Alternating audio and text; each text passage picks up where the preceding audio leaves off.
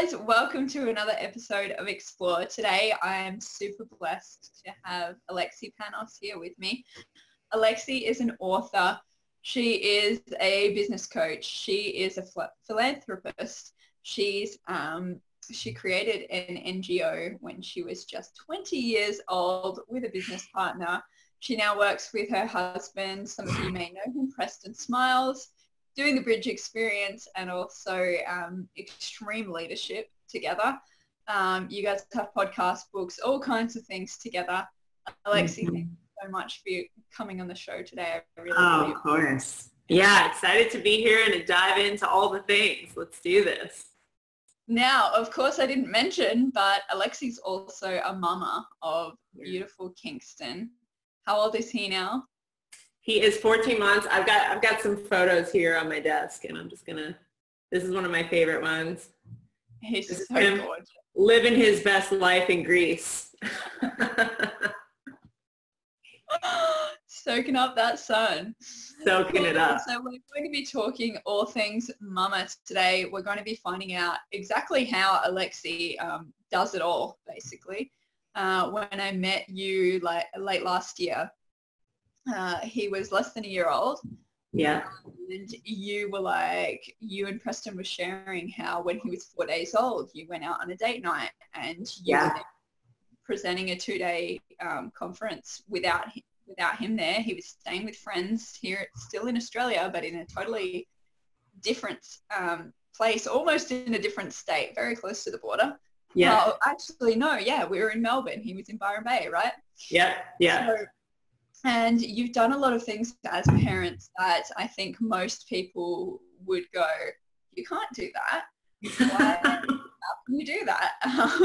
You can't live location free. You can't travel with a child. You can't do this. You can't do that. So all of these things, guys, which Alexi and Preston do, and make it look freaking easy, might I add. Make it look really cool and fun and very easy. And I met Alexi when I was pregnant. I've now got little Julian. He's a couple of months old. And I get now how hard it can be being a parent firsthand. Yeah. So I'd love to dive into that kind of stuff today. First, I wanted to ask you, when did you realize that you could do it all?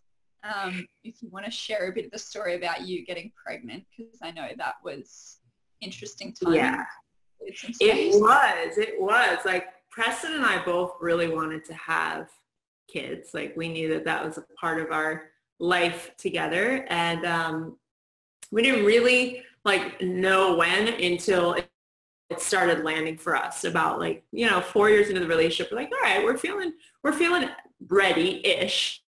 Let's plan to start after we go to Uganda and trek with the gorillas, after we go to Burning Man again, after, we had all these things. We're selling off all of our stuff. We're going completely location free and kind of digital nomading it. So we started that process in May, where we literally got rid of 90% of our stuff. And the plan was the entire summer, we had all these back-to-back awesome things planned. And we were going to start trying to get pregnant in September, after all of our awesome stuff that we had planned. And sure enough, we got pregnant a week after we had set that plan in motion. First lesson of pregnancy, expect the unexpected. And we were like, oh, okay, well, I guess this timing is perfect. And we literally did almost all the things we had planned while I was pregnant. We went on tour in Australia with our workshop. I was doing our workshops, which are extensive and 14-hour days, up until 7 months pregnant.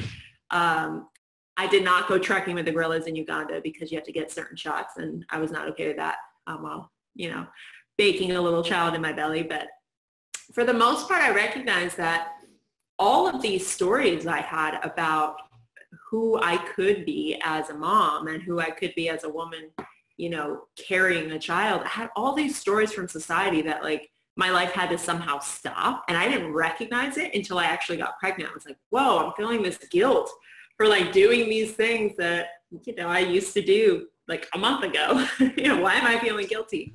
And I recognized all these patterns that were just playing out. It was really interesting. And I, spoke about it with Preston, and we consciously both kind of unpacked our conversations around parenthood and around like being a family and what it meant and what it meant we were supposed to do. And we just laid it all out and we said, well, what do we actually choose from this?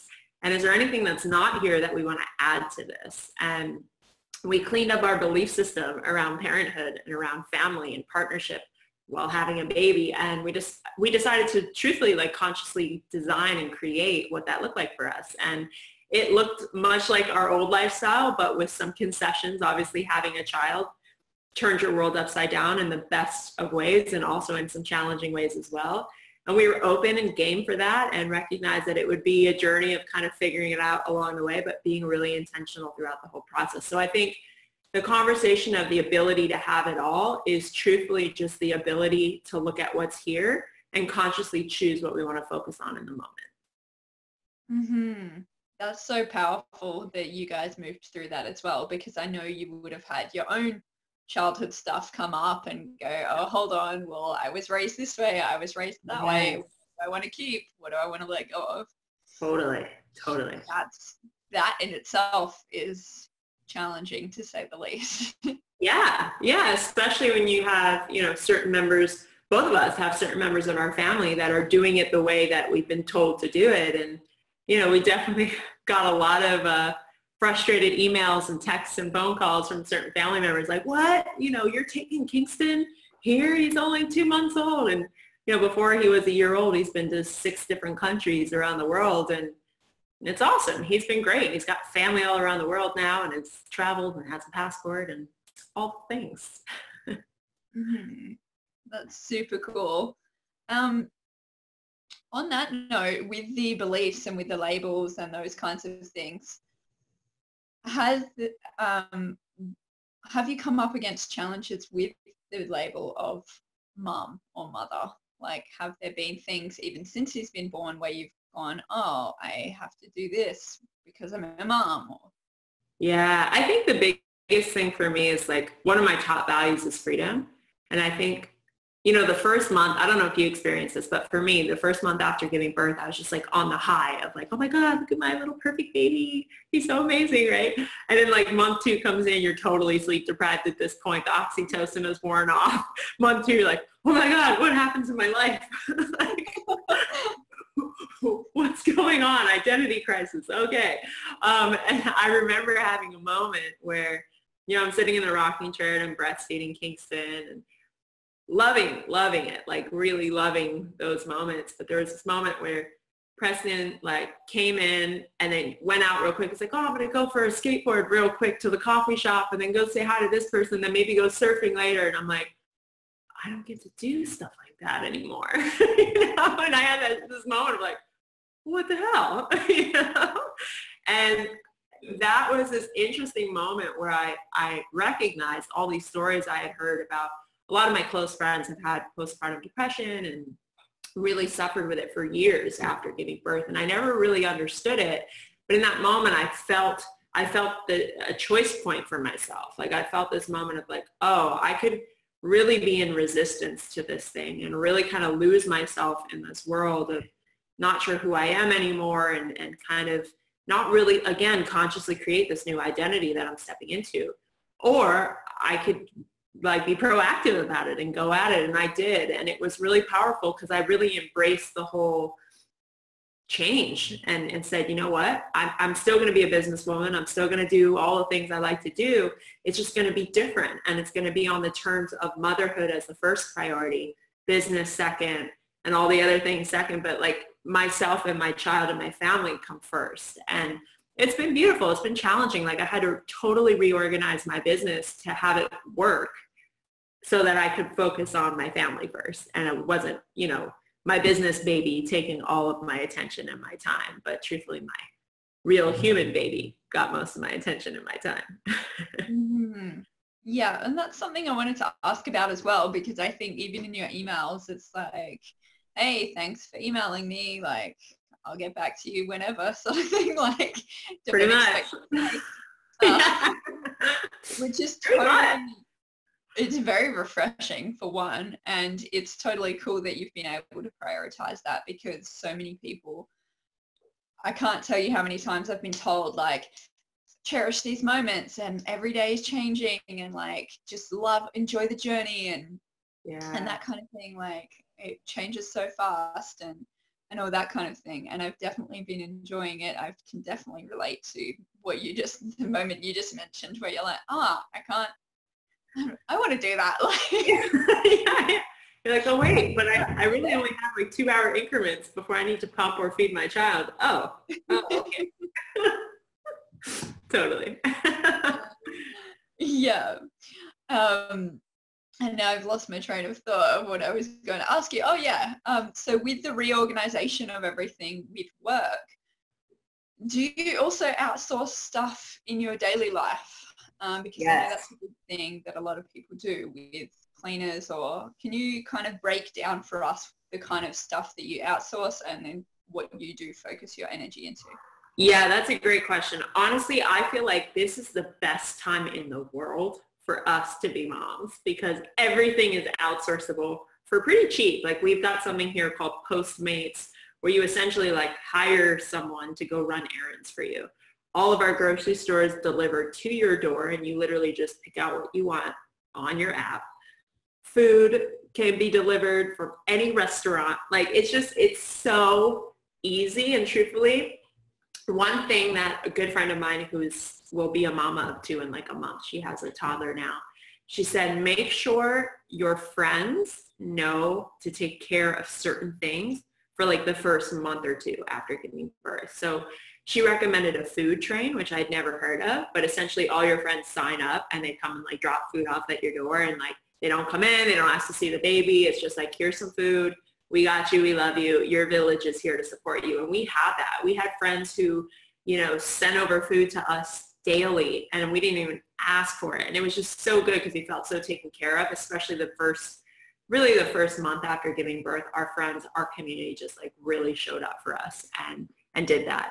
And that kind of continued, and we just kind of outsourced all the things that felt superfluous and kind of like, oh, I got to get in the car. I got to do this. Like, screw it. I'm paying an extra $5 to have somebody do it for me. Like, my time is worth it. My sanity is worth it.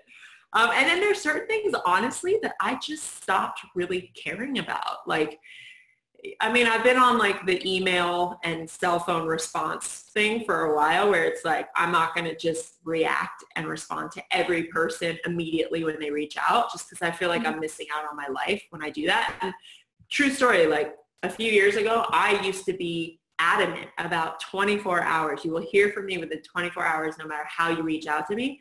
But now there's way too many forms of communication, way too many avenues. There's an abundance and an influx of messages, which I'm grateful for. But truthfully, I don't want to be on my phone all day or on my laptop all day. I want to be living my life. And I am very unapologetic about not responding to people.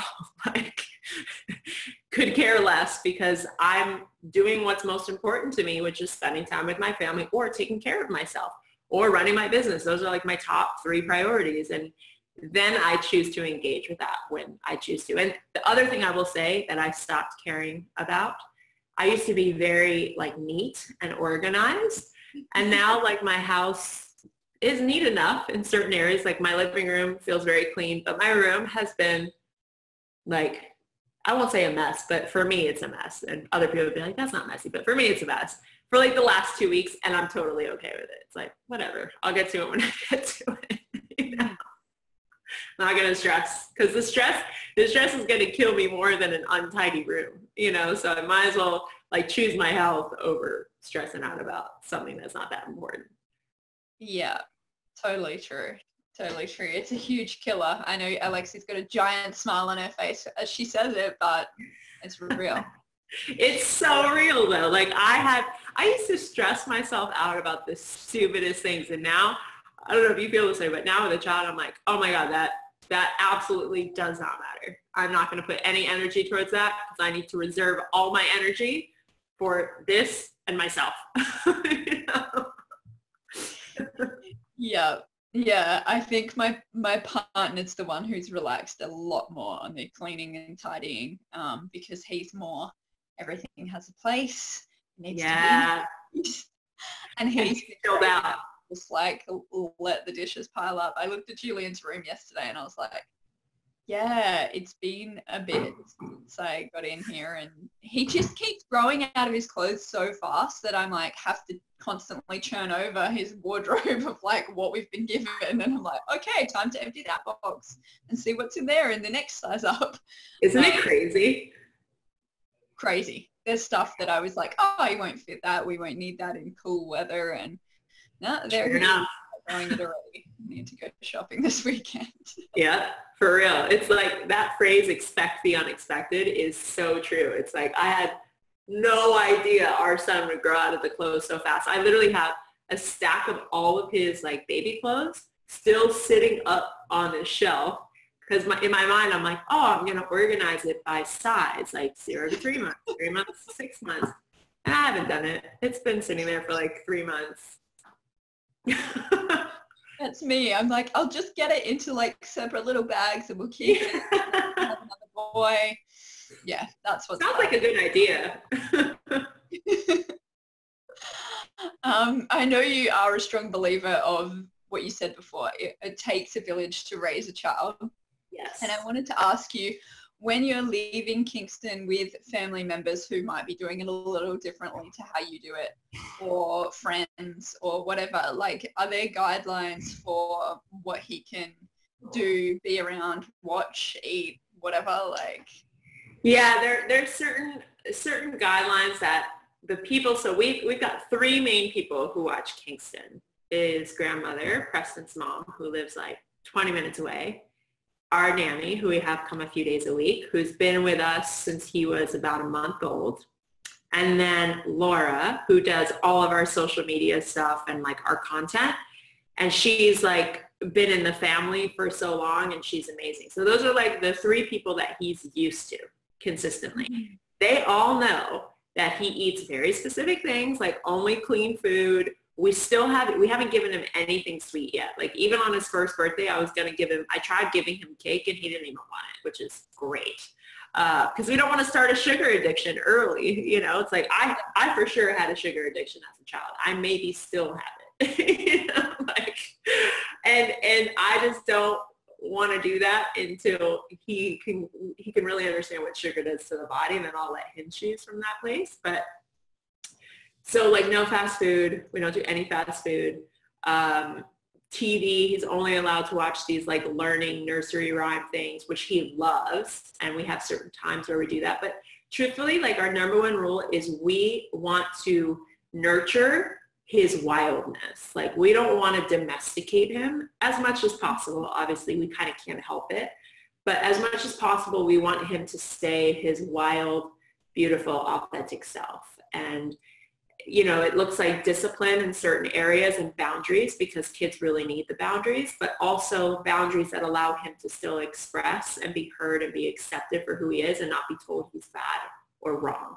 So like those are like the main parameters. Everything else is good to go. And we actually like that he's got different, you know, personalities to learn from. And for instance, our nanny is El Salvadorian, so she speaks only to him in Spanish. And we love that because hopefully he'll learn Spanish. You know, he understands her and hopefully he'll speak it one day. And so we love that he's got that perspective and that culture to learn from and all the things. So it's all good. Yeah, that's super cool. Yeah. Do you speak any other languages? I was thinking it. Yeah, so I speak a little Swahili because of my nonprofit work in Africa. I speak a little Spanish. I speak a little Greek and a little French. But none of them I would be proud enough to be like, oh yeah, I'm nailing that language. Only English.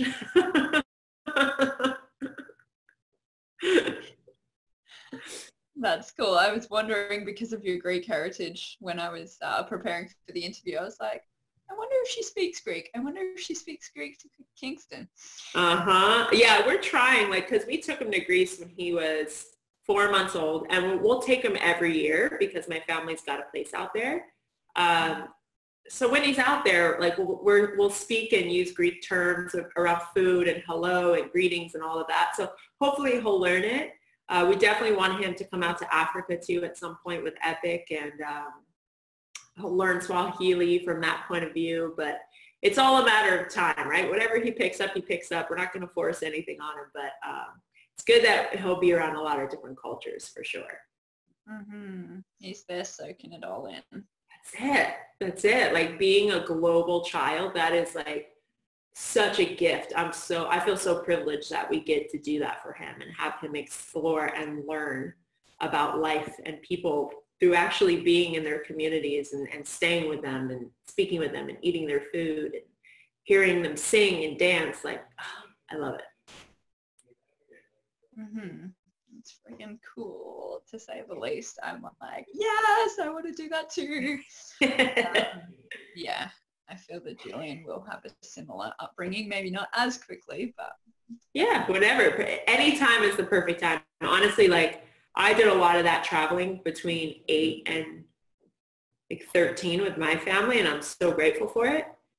So grateful for it. Just it changed because I grew up in a small town, but that travel just reminded me that there's a bigger world out there and bigger conversations to be had outside of my little bubble and like what we thought was normal. It's like other normals. You know, there's so many versions of normal depending on where you live. And I loved having that perspective. Yeah. And I think that's really important for kids to understand as well, rather than just seeing what's on the news or what's on TV or how it's perceived, like that, actually physically being there and, like you say, seeing people sing and dance and do what they do in everyday life, and be at the markets or ride in a tuk-tuk or whatever it is, like just getting out there and being like, this is what's normal here. This is how they do things. Exactly. Because I feel like you can't really be super judgmental when you understand that everyone's got a different perspective based on their culture and their upbringing and their environment. It just helps you have more compassion, I think, for people when you understand that there's a much bigger world out there outside of your belief systems and your normalities and your habituations. And I just really want him to grow up with that open mind. He really is like a child of the world. 23andMe, those genetic tests you can get? Oh, no. Okay, so in the States, we have this company, 23andMe, and like you spit in these like little saliva tubes, and they send you back a full map of where you're from and your percentages of what countries. And Preston and I got it done, and we recognized that we literally cover the entire world, him and I, with our cultural backgrounds, except Australia and New Zealand. But everywhere else, we lit up the entire world. So obviously, Casey's going to get varying percentages of that, of our mix, based on his genetics. But he is the product of a global set of parents, and we really want him to have that perspective mentally. Yeah, that's awesome. What are things that you do want him to know about the world? Were there things when you were coming into being a parent that you're like, I want my children to know this? I think compassion and understanding and being willing to hear people with an open heart, I think is huge. And I think that's a skill that a lot of us in the Western world have somehow missed because we've waved our flag so high and so strong and for so long that we forgot that there's, hundreds of other flags out there and different ways that people wave their flag. So I think having that open heart and compassion is huge. I also wanted to know that there's different belief systems. It's not just one belief. It's not one religion. It's not one ideology. It's here is this one, and here is this one, and here is this one. And I truthfully want to teach him critical thinking where he can, explore all of them and then choose what feels good for him. And again, I feel like that is a skill and a trait that so many of us are lacking in because we've kind of just adopted what society has passed down to us instead of really going, wait a second, do I choose this? Like, does this feel good for me? Does this feel aligned for me? Do I believe this? Or is this something I'm just inheriting?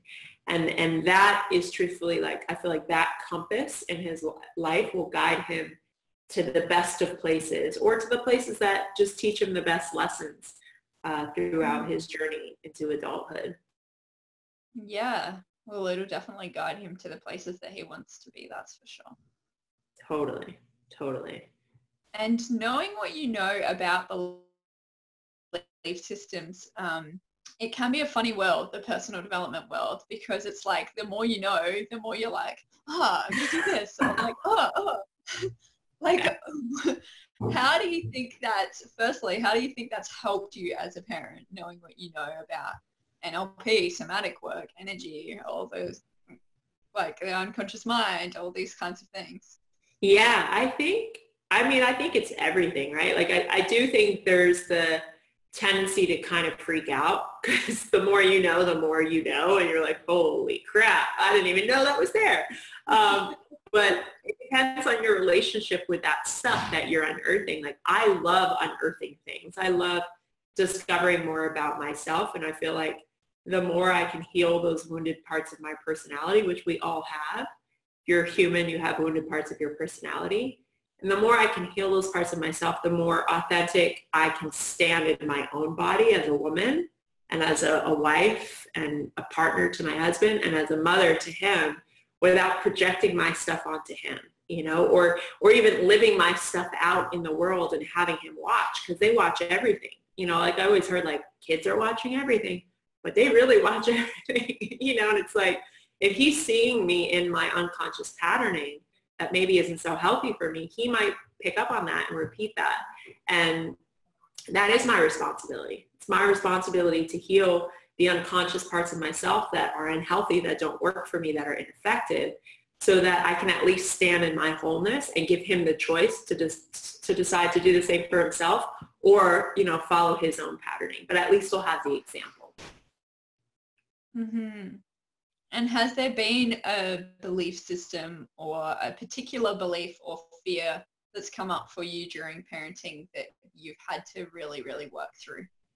Yeah, I think the biggest one, and I think the scariest one for me, is like, oh, my relationship will not survive this. You know, it's like, it felt so tricky and sticky, kind of going, oh wait, like this used to be my priority, my partner, and now I've got this little human that actually kind of needs to be my priority because he can't survive without me.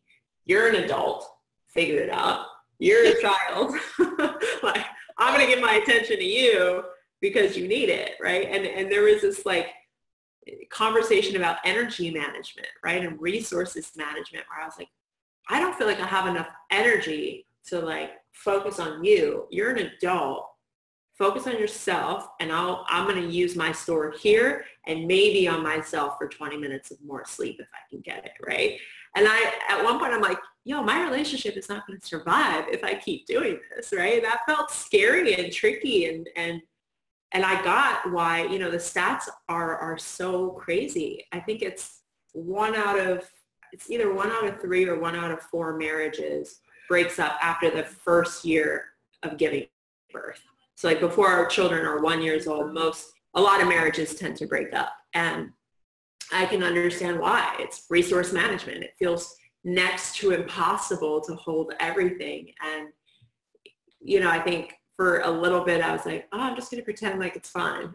And then I was like, oh no, I can't keep doing that because that's not going to work. And so Preston and I just talked about it, and we kind of laughed together, and we're like, oh, we both feel this way. We both feel like kind of at odds and stuck. And, you know, I heard this concept, I forget where I heard it, but when you first have a child, it's like when you first fell in love with your partner. You know, you've now fallen in love with this new being. And when you first fell in love with your partner, that's all you could think about. Like everything else kind of took to the side, and it was like, yeah, back burner that. My relationship is so amazing. And now you've got this little baby, and you're like, oh my God, back burner everything else because I'm so in love with this little person, right?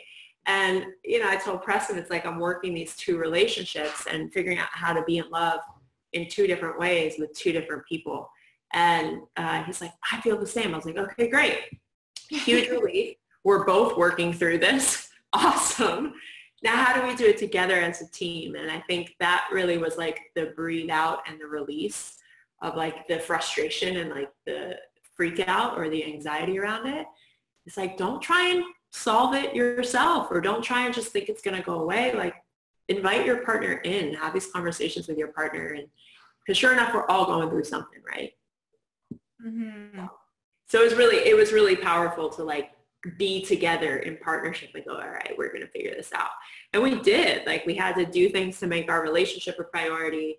We had to just have open communication around what our sex life looked like just all the things, it's like so many things change. And we had to really reinvent the identity called our relationship now as parents. And again, consciously creating that is, for us, the only way to do it, because you can step in powerfully and go, all right, we're choosing this, and we're not just having it happen to us and, being victims of it. Mm-hmm. And I love how you guys take that responsibility, and again, you do make it look easy. You do make authenticity look so easy, and being human looks so well, not necessarily easy. I won't say easy for that one, because you guys are really open and raw and real with what you do share. Yeah. I think it's in the sharing that you make it look easy. Like, oh yeah, here's all my shit. Like, I was going through this. Or like, we had an argument about this, or whatever it is. Like, yeah. Well, honestly, I remember there was actually a specific moment when P and I got together, probably like maybe a year in, when our online profiles like really started to kind of take off a little bit.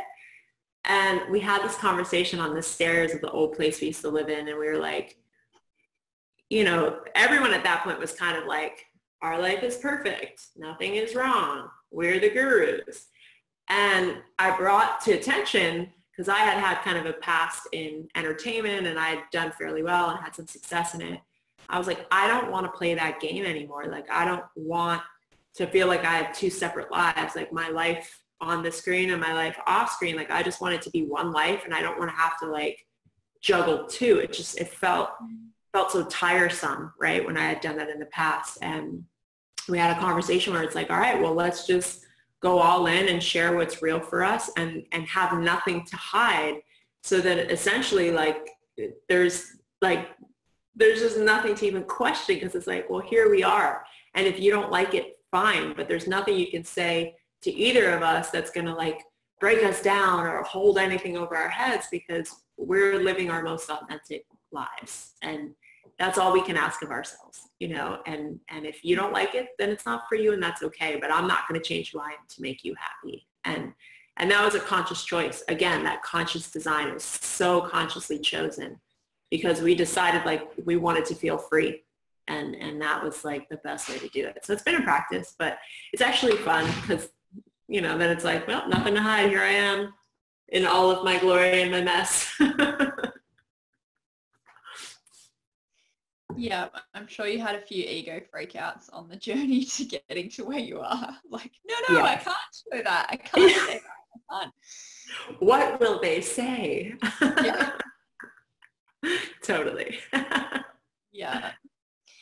And I know you're big on communication. You guys are really big on communicating with each other and in every possible way. I saw in another interview that you were talking about connecting, I guess what I would describe as on an intuitive level, like connecting on an energetic level, and both being in flow state is what you were talking about.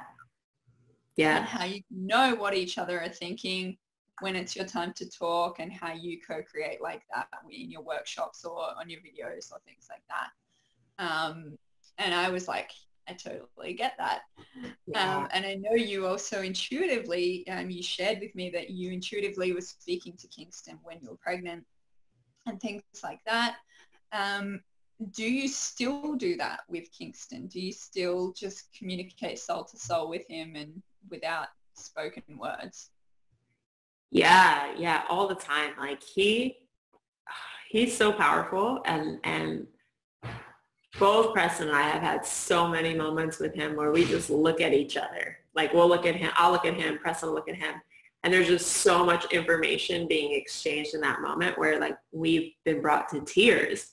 And Kingston too, like he like locks in, and it's soul gazing, and it's so beautiful. It's not just looking, but it's soul gazing. And yeah, like I feel like even when I'm at work and at the office, like I can tell when certain things are happening. It's like that mother's intuition. I can totally tell. And sure enough, it gets confirmed, we've got like the little cameras that are like there's movement in Kingston's bedroom where it's like, oh, I can feel he just went to bed. And it's like, oh yeah, he's in his bed. And then I'll like look at the camera and he just fell asleep. And literally like the moment I walk in the door or Preston walks in the door, he's 3 floors up in his room, but he wakes up. It's like we have this weird intuitive connection where we feel each other. And it's amazing. And it's also like challenging because I can feel if he's ever nervous or, you know, because I'm already really deeply empathic, but I feel it so much in my body. Like I get a lot of somatic symbols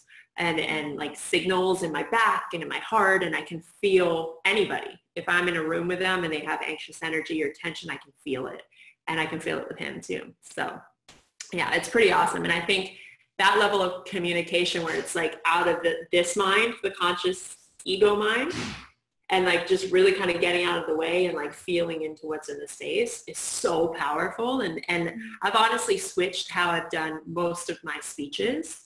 I would say all of my speeches actually for the last year. Any speeches I've been booked on have been like an intuitive drop in, what does this audience need? And like I don't outline it. I don't, you know, it's like it's just like what needs to be spoken through in this moment. And I'll sit in the audience, I'll feel into it and just get on stage and drop in. And it's like 30 minutes later, I spoke about something and it was perfect. I love and it. I'm done. You know, and it's like learning to trust myself more in that way has been huge. And I've been getting feedback from the world and from other people that it's felt really dropped in and connected. And it feels good for me too, because it's less anxiety of like, oh, it has to be perfect. I have to impress people, or, you know, it's just, no, it's exactly what it needs to be. And I get to trust that because it's never about us, right? It's like, can you just get out of the way and be the vessel for whatever needs to come through? And the more I practice in that, the more I get my own power. And it's not about me as Alexi, but it's just me as human, you as human. Like we all have that power. It's just about getting out of our own way. And it's really fun. Mm-hmm. Do you have any advice for people on how to drop into that? Like,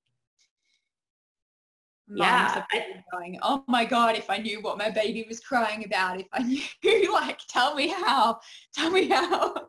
Yeah, I think the biggest thing for me has been like breathing into the moment, because I think the struggle to try and figure it out is resisting, like it's almost pushing it away, right? And I think just like even this morning, Kingston woke up pretty early at like 4 a.m. and was really fussy and kind of like very abnormally cranky. He's normally not very a cranky kid.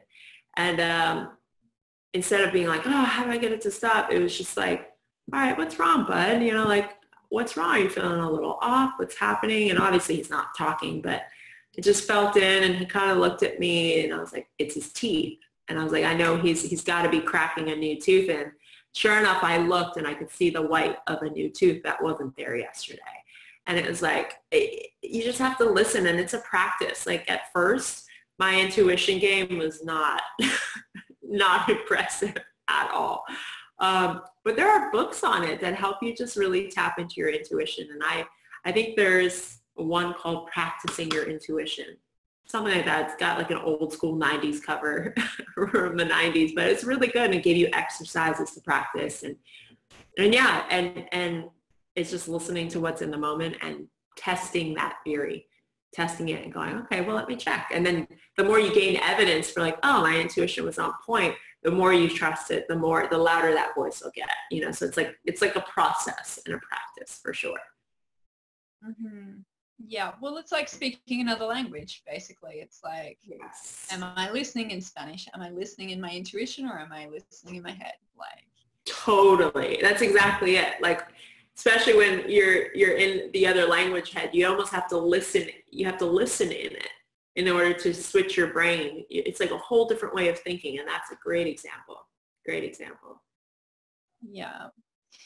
Now, there's something that happened recently with you. You are looking to expand the family, and you did recently have a miscarriage, which I was so sad to read about on Instagram, but I was also really blown away again by your openness. And it's definitely something, as I said before we started the interview, where around pregnancy, around the body, before and after birth around Yeah.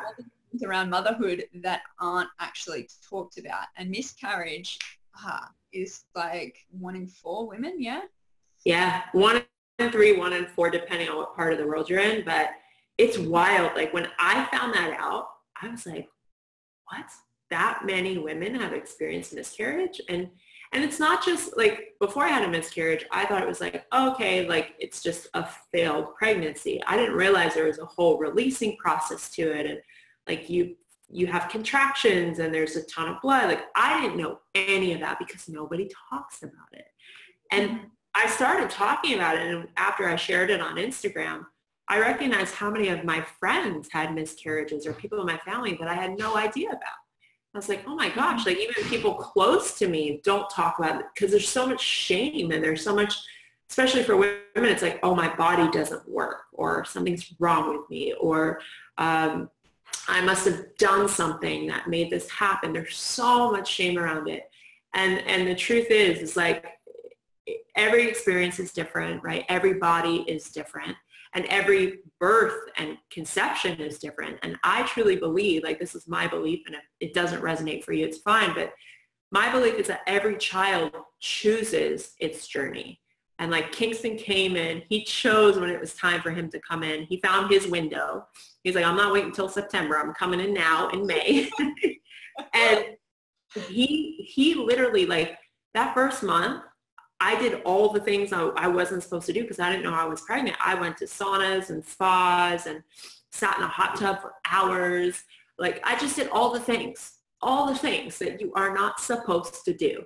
But he was committed to being here. And I think about kids who are born to mothers who have drug addictions or who are malnourished.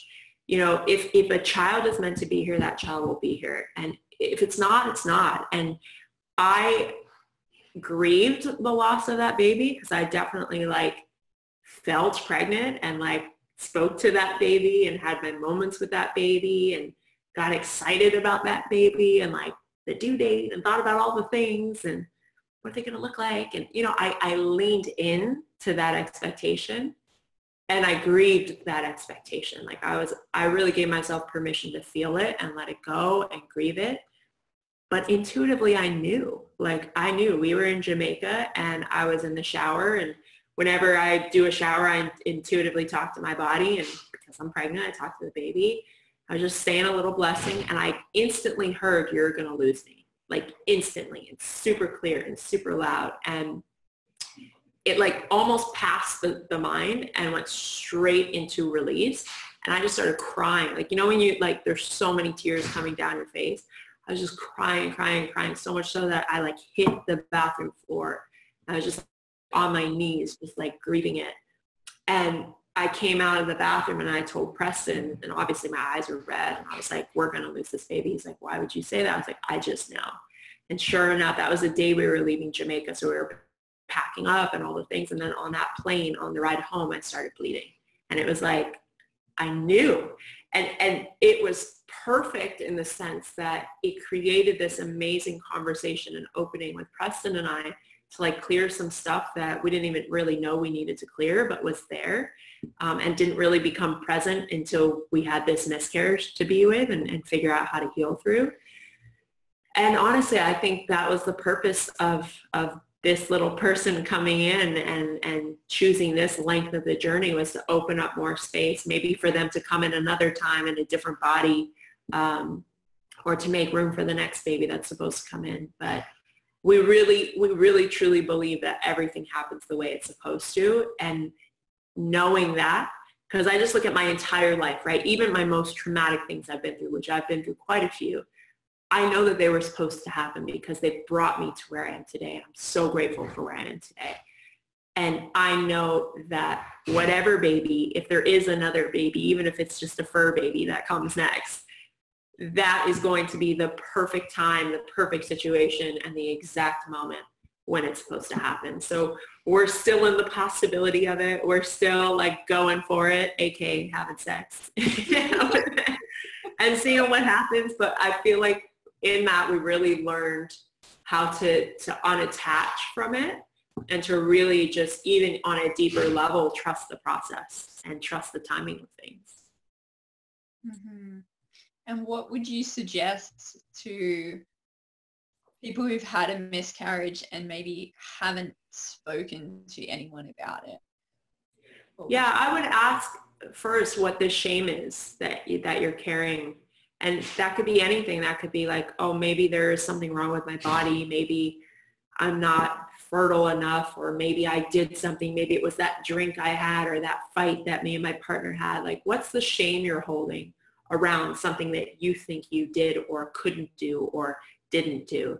And once you're clear on that, share it with somebody. Share it, find someone that you trust and open up, because I feel like a lot of times we hold the weight of these things in our lives that we have shame around, and that weight is so heavy and takes up so much energetic space. And I feel like that energetic space alone, if you just like let that out and let somebody else carry that for a little bit, you'll create more room. And it doesn't mean you'll create more room and get pregnant right away, but it just means that you'll be a little lighter in your body and you'll have more space to call something else.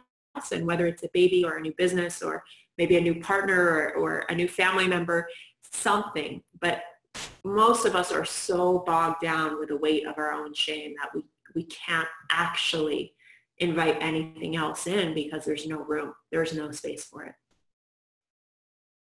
Mm-hmm. Yeah, super powerful to let that go. And Yeah. it's like the stress we were talking about before. A lot of people don't acknowledge that emotions are held and stored in the body. Yeah. And they're creating very real physical effects in the body.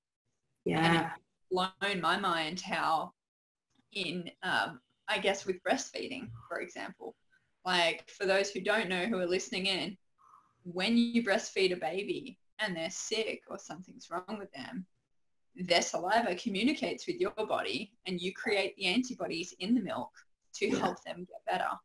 Yeah. And that just crazy. blows my freaking mind. It is crazy. Because it's scientific and it's been proven. Yeah. But outside of that, or as well with breastfeeding, you hear a baby crying, even if it's not your baby. Oh, yeah. Start pushing milk out.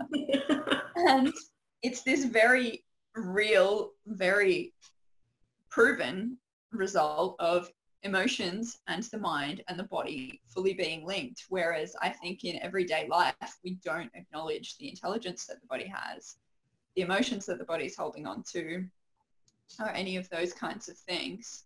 Yeah. And that's so powerful. Like, I love bringing it back to those like rooted in science examples, because a lot of people are like, that doesn't really make sense, because scientifically, even like in the scientific community, they're not really speaking about it in the sense of how much the body actually navigates and creates a reality and speaks to the mind. Like, they work together. And there's 3 different intelligence centers. We have the brain, which most of us have focused only on the brain for so long. Then there's the heart, and then there's the gut.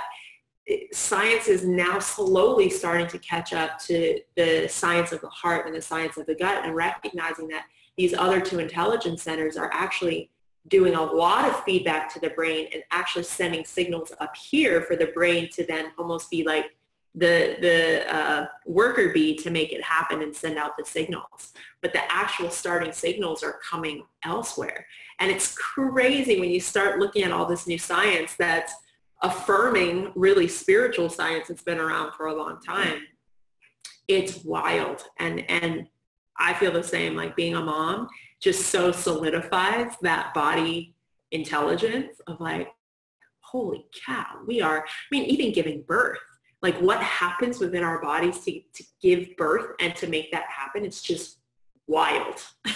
Like, wild. And then it like goes back. Then your body goes back and it like morphs and moves and all your intestines go, like, it's just, how? How does it happen?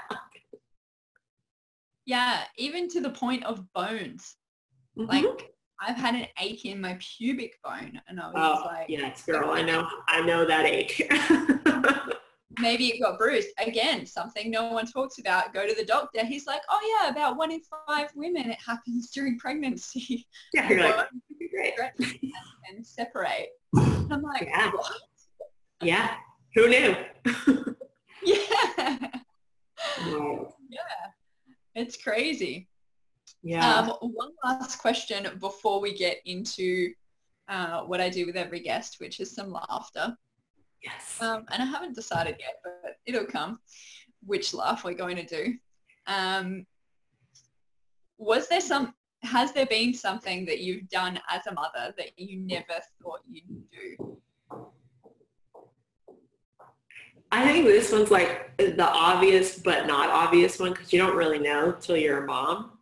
But like, I have been peed on, I have been pooped on, I've been all the things, and I'm actually not grossed out by it. It's like, doesn't really bother me. Yeah. Whereas anybody else, it would be so beyond disgusting for me, because I'm like a clean, like weird germaphobe kind of person. But with my child, doesn't really matter. So I think all the bodily things that I've done, like thermometer in the butt, and just like all the things that, like, having to test the texture of his poop, or, when we thought he was sick with something, it's just like, never thought I'd be doing that, but I've done it. Yeah, I was the same, and that's what made me think of that question. Like, I realized one day, because I've put a hold on my coaching and things to be with Julian, and I'm like, I never thought that on the daily I would hold someone's hands and sit them there and coach them through doing a poo in my lap. Like, never really thought I'd be here. Never thought about it at all, but never thought I'd be here. You don't know what you don't know until you know it. They're like, oh, okay, that's part of the parenthood curriculum. Got it. All right. Pretty much. Yeah, we are doing this thing. All right. Well, we've found our laugh, haven't we, Alexi? Yes, we have. Baby just pooed on me laugh. So how this goes is we basically just imagine the baby's just pooed on us. Perfect. We team the energy of laughter with it because, like you said before, why would we stress about it? Why would we be upset by it? Naturally, as mothers, we can take it more easily anyway. But let's open up for a big belly laugh. So we're going to be pooed on, and then we're going to laugh.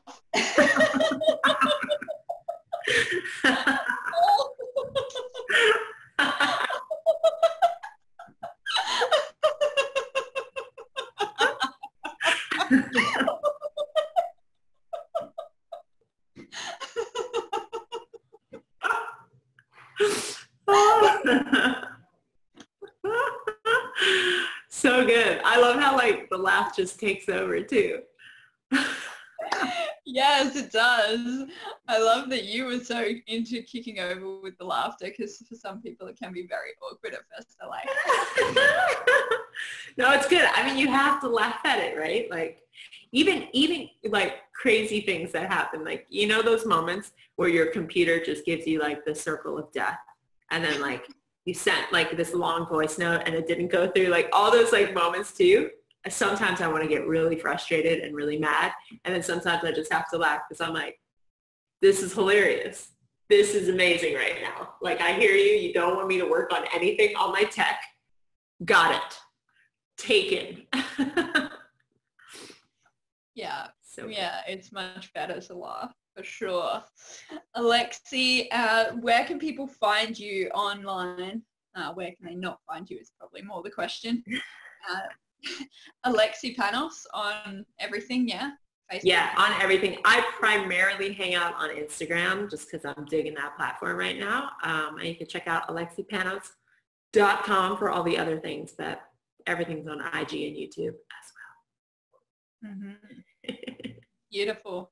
Thank you so much for joining me today. It's been friggin' amazing. I've been waiting for this interview. I've been like, yay, get to hang out with them. We finally did it. We finally made it happen. We did. Thank you so much, and have a beautiful day. Awesome. Thanks, love. Talk to you soon. Cool. Thank you. Of course. That was great. Yeah, it was good. I was like, I so want to ask you about your birthing story, but I'm like looking at the time too. I know. There's so many things though, right? It's like motherhood is the endless journey of disclosure. Yeah. Yeah. I hear you, girl. Yes. Thank you. Oh, my lighting's gone weird. Sun's coming out. Sun is peeking through. Yes. All right, love. Well, let me know when this is coming out, and we'll share it on IG and all the things. Yeah, cool. Oh, one more thing I need. If you can shoot through a photo that you'd like to be used. Yes, got it. Do you need bio as well or just photo? Yeah, if you want to send a bio, that saves me doing it. If you've got one, you can copy paste that. Makes life. Awesome. Great. I will email it to you now so I do not forget because mom brain is a real. Yeah, for sure. For sure. I was saying that to my sister. I was like, the reticular activating system is really just baby only right now. Baby focused. I see other people do stuff and I'm like, oh, that's like Julia does it. Totally. It's wild. Again, body changes. Your brain literally rewires after having a child. Yeah. Yeah. It's interesting. So nuts. Cool. All right, my love. Well, have a beautiful day and I'll send you over that stuff soon so you have it. I know it's bright and early there. So yeah. Have a beautiful rest of the day. You too. Bye. Thanks. Bye, love. Thanks.